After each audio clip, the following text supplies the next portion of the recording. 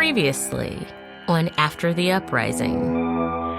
Yes, I'm at 9640 Diamond Drive, and there's a car on fire in my parking lot. Seals was found shot inside a burning car in Riverview on Diamond Drive. I do know that there is a lot of sentiment in the community that they want justice, they want the truth. I believe that whoever did it knew him. Darren wouldn't go nowhere with no random person that he don't know. I mean, it was Perez Reed. That was our friend. They used to shoot dice a lot all the time. So, like, when he get attitudes, he used to turn into somebody you would not think he was when he got mad. They had, like, a dude on the news talking about it. They, like, blurred out his face and everything, but, like, he said that he seen what happened. One of the guys that was responsible for the lineup, he was gunned down in his front yard. Pretty much it's retaliation. Are you able to give that name? It's a rapper, man. He's in videos with him and everything. Don't shoot! Don't shoot! What you're looking at is the aftermath of the grand jury deciding not to indict officers. 29-year-old Darren Seals was murdered before his killer set his car on fire. Once they put out the flames, they discovered Seals' body inside with a gunshot wound. He pointed a gun on me and my 14-year-old little brother, it's Ferguson PD. Grabbed me by my hair, slammed me out the car.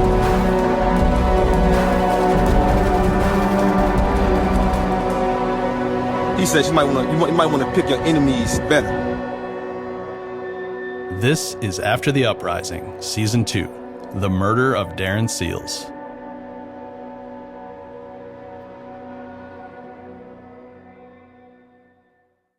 I am Tank the Machine. That is my artist and my stage name. I'm about 10 years, 11 years deep in releasing music at a professional level. Hip-hop is a culture, but it's interwoven and tethered to the Black experience, right? I don't think people really understand the depths of the parallels of the Black experience and the plight of the Black people and how it's interwoven with just the music and the movement. In the last episode, St. Louis rapper Tough Poe told us it was his belief that Darren was murdered by people from within the rap community. I'm talking to Tank the Machine because not only was he close friends with Darren, but as a St. Louis rapper himself, I hoped he could bring us inside that world, maybe get us closer to finding Darren's killer. Yeah, so me and Ron was just running tight. There was just a random day where he pulled up in my house. Ron pulled up, and he got D.O.A. with him. When Tank says Ron, he's referring to Ron G., another rapper who with Tank formed the hip-hop group D.O.A. Ron G. didn't want to be interviewed for this podcast, claiming that the memories of Darren and his killing are too painful, and he doesn't want to open those old wounds. He introduced us. He's like, man, this is my boy. We was kids from the same hood. They both from Castle Point. They grew up in Castle Point. This is right after Darren had just took 5. When Tank says Darren took 5, he's referring to the time when Darren was shot that we referenced in the last episode. And Castle Point is a place I've gone to all my life. A mid-sized neighborhood in unincorporated St. Louis County, centered between Ferguson and Riverview. The area suffers from what I would call political divestment, a high poverty rate, and many abandoned or vacant homes. The school district ranks in the bottom 5% of the state. Ironically, the street names are all royal: Prince, Earl, Lord, Count, Monarch. This is where Darren connected with many who would join his rap circle. After he was healing up, and I just started hanging tight again, and me and Ron was already hanging tight. So after he introduced us, I'm like, damn, this dude got so much charisma, personality. When you meet him, you gonna either love him or you gonna hate him, but you gonna have some type of exchange with him that's gonna be memorable, that you won't be able to forget.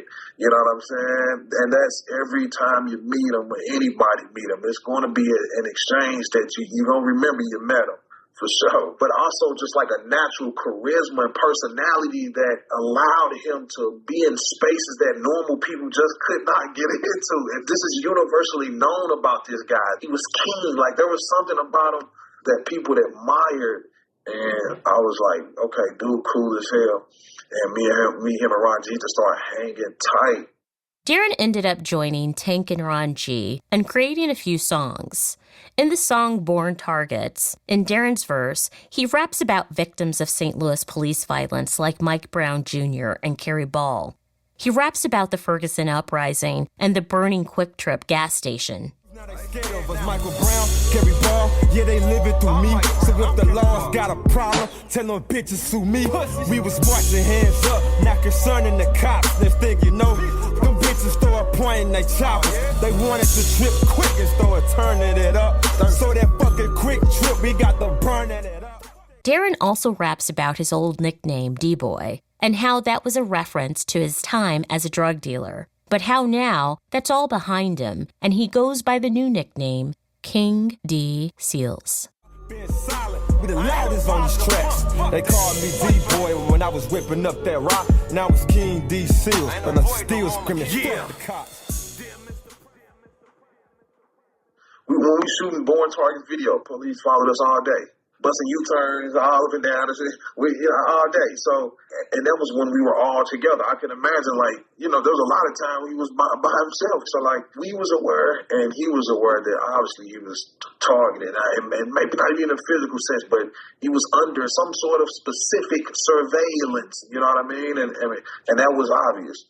What was his emotion when he talked about it? Man, I ain't never seen bruh sweat. It's like he wanted all the smoke.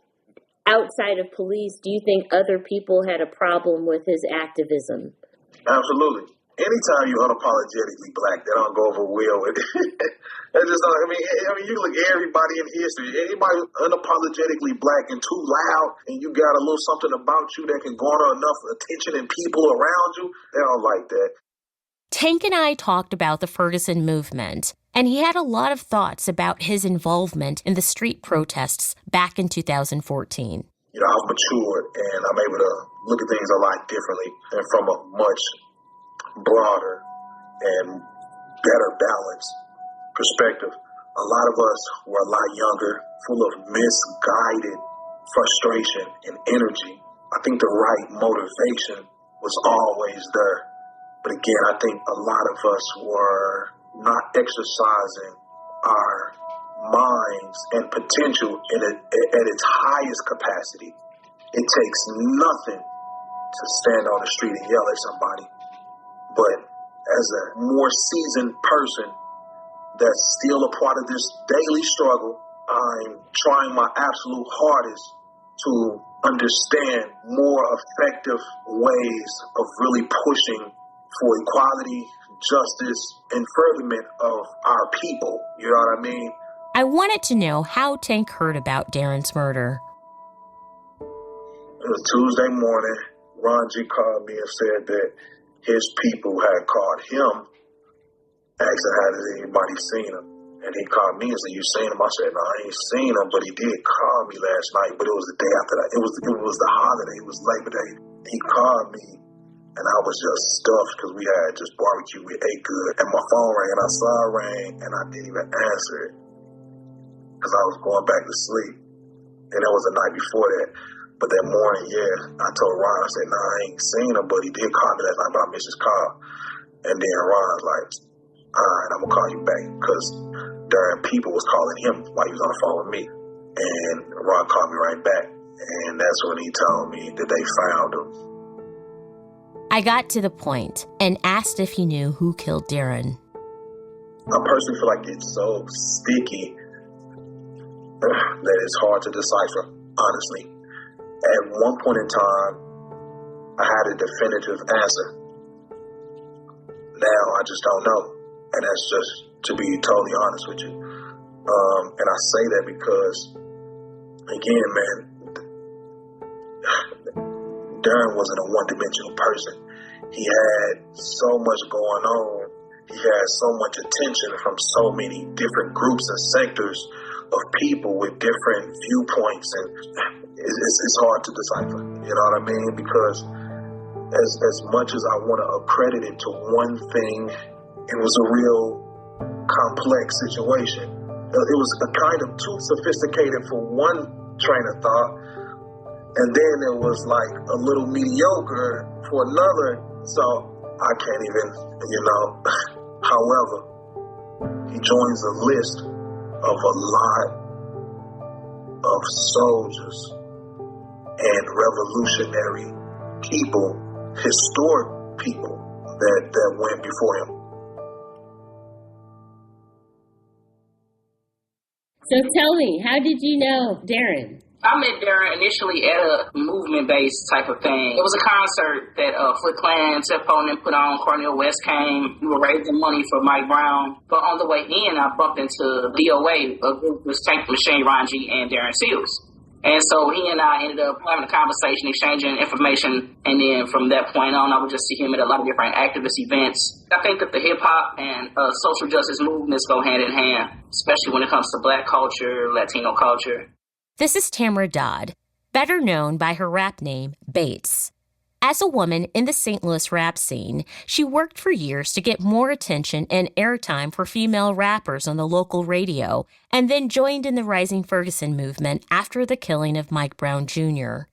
We talked about Darren's role in both of these worlds, and how his voice and platform seemed to make him a target of surveillance by law enforcement. Seals was able to mobilize people fast, and a lot of them, with his mentality, which is very militant, which means he's able to draw in other powerful people. On top of that, he's getting mainstream coverage. He's landing on CNN, he's landing on like MSNBC, whichever one it was, I can't remember. It got to the point where Seals became a problem because he could attract a lot of people who felt the same way he did. And instead of him being like, let's just take our tickets, let's protest, let's march, he was like really ready to train people to combat against opposition. So I think after that, once he started like his movement and started meeting with people, I think that really probably scared the shit out of them.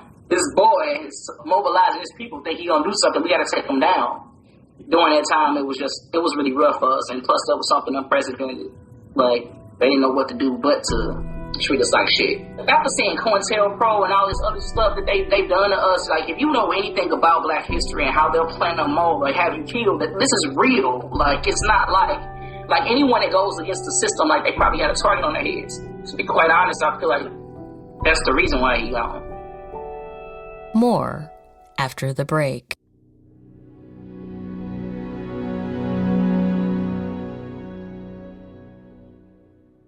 Now, back to the show. He was killed on an argument. Where that argument took place at, no one really knows. You know what I'm saying? But he was killed during an argument. You know what I'm saying? So, do you have any, can you give me any sense of what the argument would have been over? Music. This is Sharif Allen. Sharif is the founder and owner of Raggly, a website and music and media streaming app. He's from St. Louis, and he knew Darren. Like Tef Poe, Sharif believes Darren's murder was related to music. He also believes he knew the specific motive. He had a meeting with Rock Nation, but they felt like the meeting wasn't enough, and they felt like he could do more. But he was trying to tell them, like, bro, I got a job at GM, I'm doing this, I'm doing that, but they ain't want to hear that. I ain't going to say their name, I don't even want to say their group name, bro. But they had a group name, you hear me? That they went by in St. Louis, and if you know who they was, then you know the group name that they went by with the music. You know what I'm saying? But if you also know, then you know them dudes either got killed or they in prison for some other situations during life because they that's who they was. If you don't know, Rock Nation is JayZ's record label turned entertainment empire. Darren did meet one of their A&R executives. And not just any executive, but Lenny Santiago, better known as Lenny S., who had by then spent 20 years with JayZ, had personally signed DJ Khaled and others, and is a social media influencer known for taking and posting some of the most intimate photos of both JayZ and Beyonce. On August 4th, 2016, Darren posted a photograph of himself standing with Lenny S. on his Facebook profile. Now, Sharif doesn't want to say the name of the group of hip-hop artists that Darren managed, and with whom Darren had that final argument. But he doesn't have to.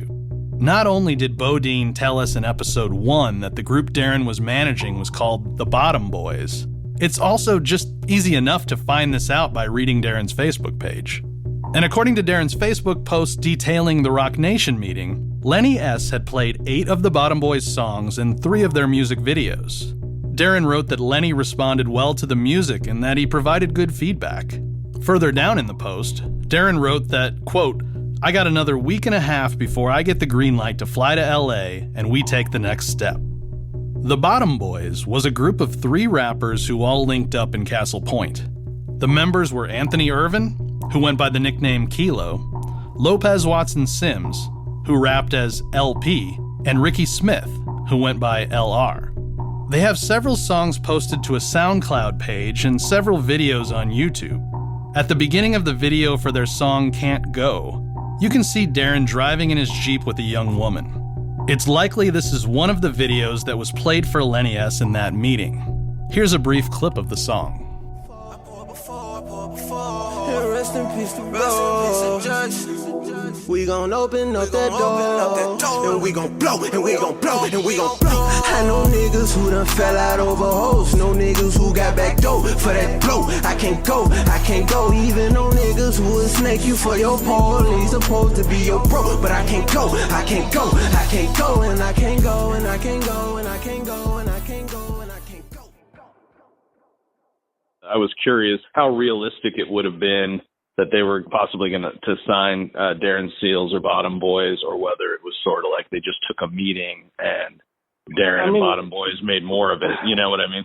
Yeah, it sounds to me like they took a meeting and they probably got favorable, responses in the meeting, but that's not necessarily an indication that a deal is guaranteed to happen. There's still a lot more process that has to take place before an actual deal is put together. So yeah. I would say you're right in your theory that it's probably more. They had a good meeting. They probably thought more of it than what it was. This is Quayshawn Carter. He's the childhood friend of Sean Carter, aka JayZ, and he's the owner of Q Global Entertainment, where he's worked with the Yin Yang Twins, the Nappy Roots, Petey Pablo, and St. Louis rapper Huey. From my experience, just taking one meeting, if a record label is that interested in you in the first meeting, they won't let you leave. They'll try to get the deal done before you leave.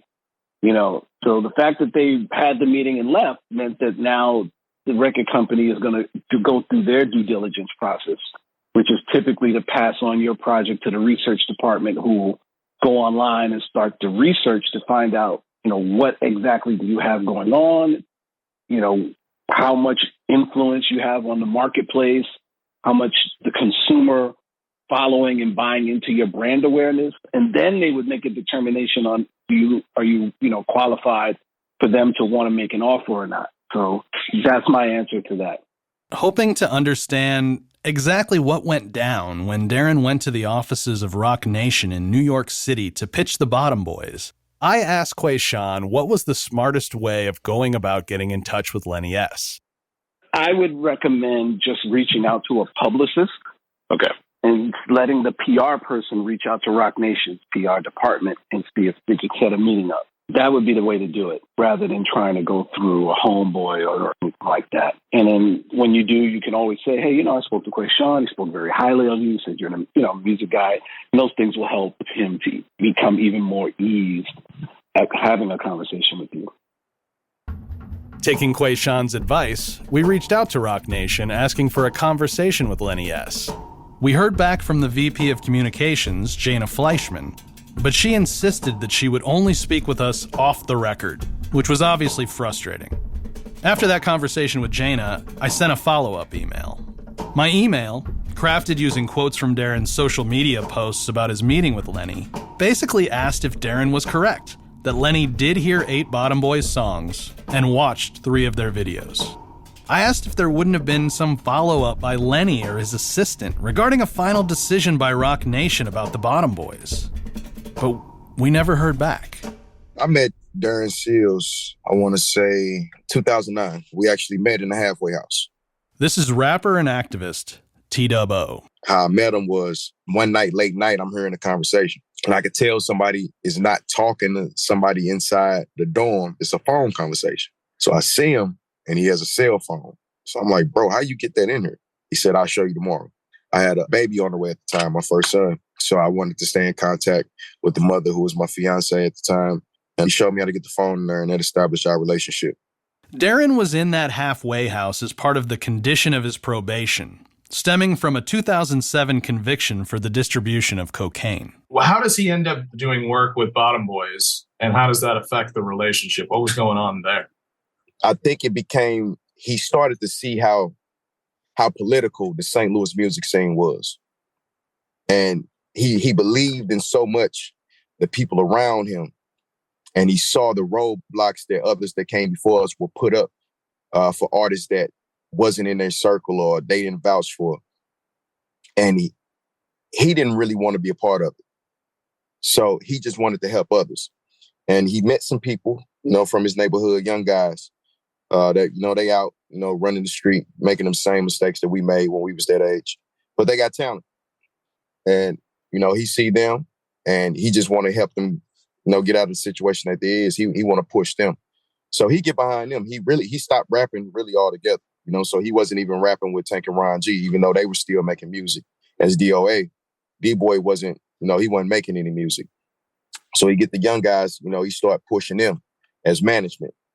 And in regards to rap and hip hop, the industry will extort you and take advantage of you if you don't know the proper things. And it was certain things that I was trying to explain to him that I didn't want him to make the mistakes on in regards to wasting time and money. For instance, you will get people that are connected to A&Rs or used to be A&Rs that will tell you, oh, well, if you pay me this amount of money, I can walk you in to have a meeting with the record label. And when you're young, you make those mistakes because you're hungry. You just want to get out the ghetto. You got the talent. You like, what, fuck it, I'll pay this. I just want a chance. I want to change my life. I want to get out the streets. I want to help my people get out the streets. You would take those chances. Me, I was blessed to have some people around me at a young age that educated me about how those scams operate. So it was a particular situation that Darren was extremely excited about. And he was supposed to have a meeting with Rock Nation for Bottom Boyz up in New York. And I tried to explain to him, I said, look, bro, if a record label wants you and they're interested in speaking with you and doing business with you, first and foremost, they're not going to make you buy your own flights. They're flying you out. They putting you in a hotel. They feeding you. And it wasn't clicking for him. In his mind, it's like, oh, bro, like you hating on the opportunity. Now I'm trying to educate you. And I think he gassed up the young men to the point to where they really thought they was going to go out there and get a deal. They fly out to New York, they have a meeting, allegedly, and nothing ever happens from it. So I think his relationship with them started to sour because he was saying that they were going to do all these things, but they're not really understanding the work, the connections, the money you got to put behind. They not really understanding how this business works. It's not going to be an overnight thing, especially coming from St. Louis. It's damn near like you trying to get struck by lightning on purpose. Sharif Allen said that he heard Darren was killed because of an argument about music, and that it had something to do with the Bottom Boyz and a possible record deal. I asked T.O.A what he thought about it.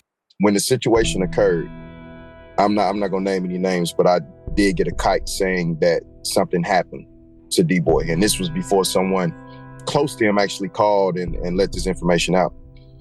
And then we see the post from his girlfriend, and I contacted the people that he was close with, to confirm the situation was true. But how it happened, it's only so many people that could have got him out that house. I was told that, a lady called his phone. But then it switched to saying, one of the guys from Bottom Boyz called his phone and invited him somewhere. So the girl that he was with, she was saying, it was a girl that called him and he went out. And then, other people started to say that it was the guy from, his rap group that called him. So it's so many different conflicting statements. So the minute it happened, of course, everybody ran with the assumption, police killed him. And a lot of us that was close to him, we started to have conversations about these things. And I'm like, you know what? D-Boy had a powerful voice, but his voice alone wasn't a threat enough to the system for them to murder him. There's so many others that they could have got out the way, or they've been trying to get out the way. I was told that this was street related that finally caught up with him. One thing about the streets are always gonna tell you what took place. You may not have all the details, but you're gonna hear, okay, this is possibly how this happened. And unfortunately, like I said, we all got a past, we all got a history. When you jump off the porch and you get involved in street activity, there's two underlying details when you sign that contract to jump off the porch. One of the outcomes is death, one of the outcomes is jail. And you get a select few, by the grace of God or whatever you believe in, that you make it out unscathed, which is rare. So those of us who live that life, we understand. Do we like it? Absolutely not. But we understand that was one of the underlying clauses that we signed up for. But this is the thing, as you said, with them watching and surveilling like they have been, they would know exactly how that situation occurred. But the thing is, at the end of the day, he's a black man in St. Louis who's speaking out against the system. They don't give a fuck about providing any type of justice for his family or the community. So when you say you were told that the murder was street related, was it music and street related? And can you give me any sense of what you heard? That I can't, because when it's that type of situation and people are telling me those type of things, I don't really want to know the details. And this is the thing. I love Darren. We, like I said, we met 2009. We established a relationship. We was brothers. Towards the end, we butted heads a lot because D-Boy was extremely passionate. And once he knew something, he knew it, even if it was the wrong thing to know. So whenever you tried to correct him on something or give him some information that was outside of where he had his mindset, he will fight against that with all his heart.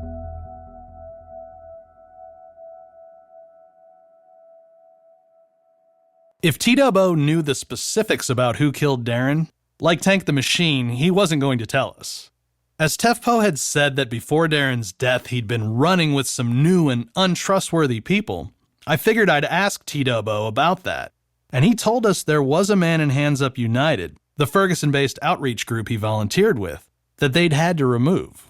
He used to be a part of Hands Up United, but never wanted to do the work. He just wanted the attention. He wanted to do the interviews, but he never wanted to volunteer time. So once we let him go from the organization, he latched on to D-Boy because he saw the power and the voice that he had social media-wise. But he had D-Boy around a lot of questionable people involved in the movement. A lot of questionable people.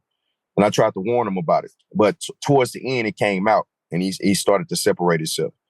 But like I was saying, in regards to the street situation, I don't think music had anything to do with it at all. At all. Absolutely not. That was something that I've never heard. And if there's a rumor that's floating around, it's absolutely not true. The people from the rap world who knew the streets and who knew Darren well seemed to have heard and seemed to believe different things about why he was killed, which makes it hard to know which direction to move in to try to find his killer. Fortunately, though, there was an eyewitness who gave his account.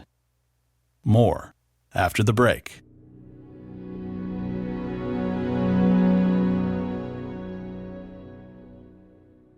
Now, back to the show.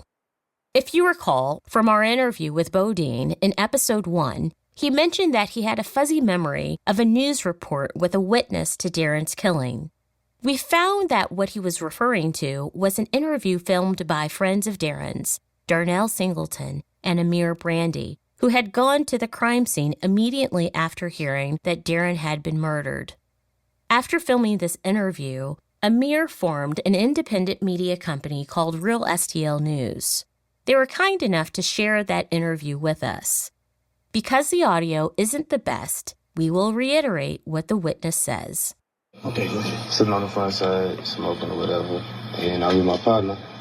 I heard a car, a him. So I'm like, oh, let me see what this is. The man, who was a resident of the Ridgeview Apartments, where Darren's body was found, had been sitting on his front porch smoking when he heard a car with a Hemi engine pull up. When they came around, it was the Jeep in front. It was a Chrysler 300 with a Hemi in behind that, and it was another silver Ford or a Chevy or something like that. I couldn't really see because it was dark up on the third floor. The Chrysler was like either silver or gray. I couldn't really tell the colors were real because it was dark. Plus, I thought I was tripping. The witness says there was a train of cars that pulled into the parking lot. Darren's Jeep was in front, followed by what he thought was a Chrysler 300 with a Hemi engine, and in the rear, a silver Ford or Chevy. He wasn't exactly sure about the colors because he was on the third floor and it was nighttime.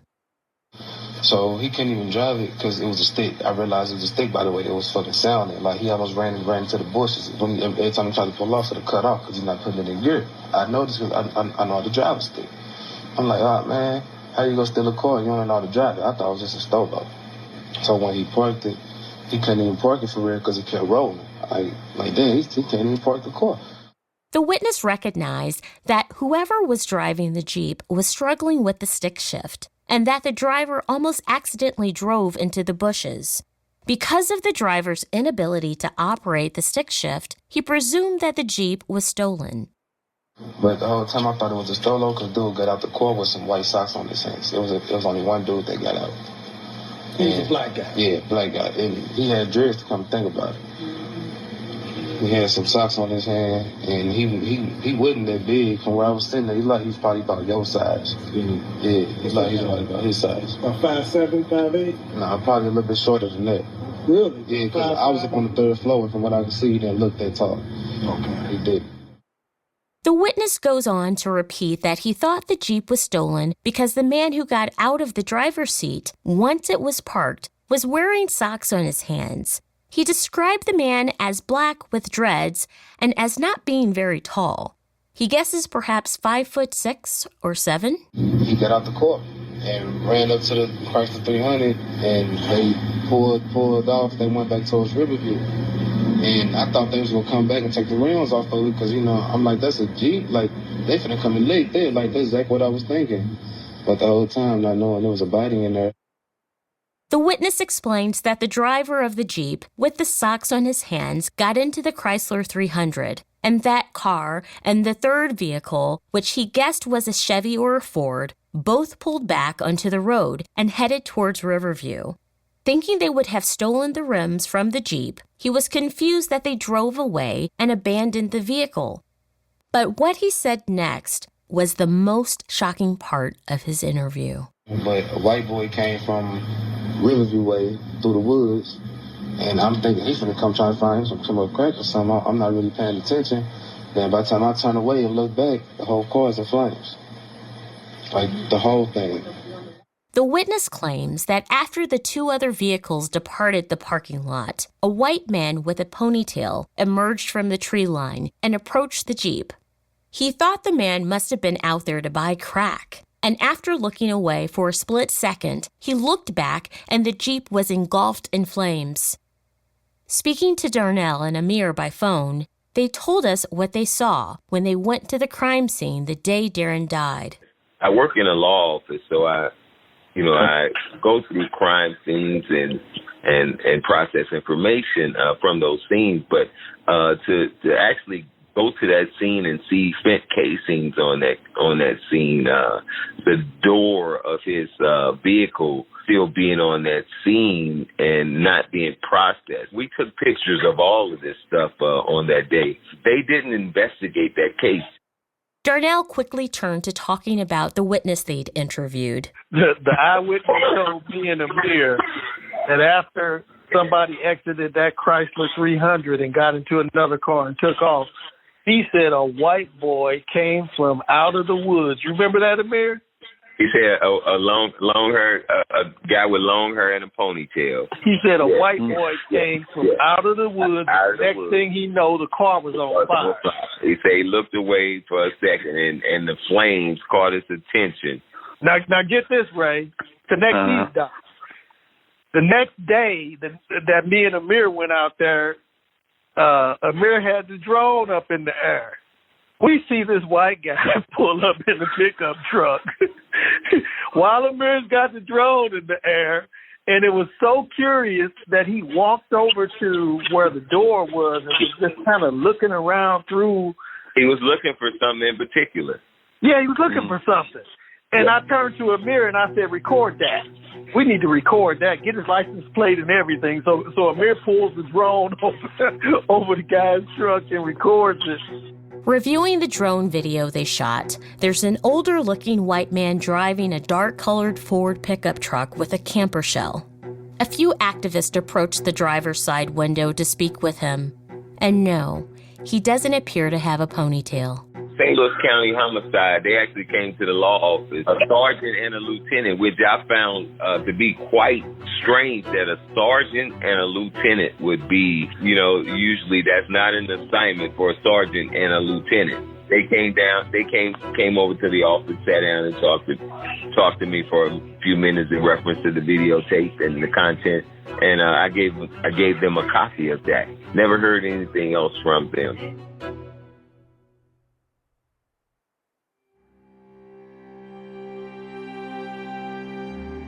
If the witness from the Ridgeview Apartments is to be believed, Darren was not killed at the apartment complex where his body was found, because the witness never heard any gunshots.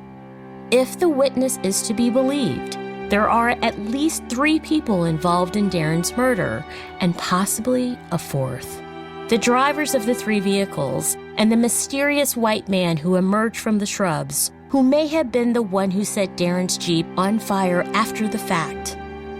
We wanted to begin certifying these details, and we knew the best way to do that was to visit the scene of the crime ourselves. That's next time on After the Uprising. After the Uprising is a production of Double Asterisk and iHeart Podcasts in association with True Stories. Season 2 was written, reported, and produced by Maria Chappelle Nadal, John Duffy, Mallory Kenoy, and Ray Novoselsky. Executive producers are Nikki Ator and Lindsay Hoffman for iHeart Podcasts, John Duffy and Ray Novoselsky for Double Asterisk, David Cassidy and Ruth Vaca for True Stories. Directed by John Duffy and Ray Novoselsky. Theme song and score by Zachary Walter. Sound engineering and mix by John Autry. Fact-checking by Muffin Humes. Marketing by Allison Cantor. Fair Use Legal by Peter Yazzie and Brandon Butler. Legal by Holly DeCann for iHeart Podcasts and Keith Sklar for Double Asterisk. Missouri Sunshine Legal by David Rowland. Show logo by iHeart Podcasts using a photo by Attilio D'Agostino. Our interns were Hannah Madura and Rosemary Feary. Website by Stephanie Clark. Recorded at David Weber's Airtime Studios in Bloomington, Indiana. We want to acknowledge additional investigation that became part of this podcast was conducted by Detective Adams in the St. Louis County Police and the FBI, who did not participate in this podcast, and by Amir Brandy, Mosi Secret, and Darnell Singleton. If you like our work, check out our other podcasts. You can find us at doubleasteriskmedia.com and on Twitter, Instagram, and Facebook. Support us on Patreon. If you're enjoying the show, leave us a rating and review on your favorite podcast app. Thank you to Jamie Dennis, Danny Gonzalez, Jonathan Hartwig, Beth Ann Macaluso, Matt McDonough, Melissa McInnes, Ryan Mears, Tony and Val Novoselsky, and the family and loved ones of Darren Seals. Bottom Boyz and D.O.A. tracks used via fair use. So was the news reporting archival. Copyright 2024 Double Asterisk Inc.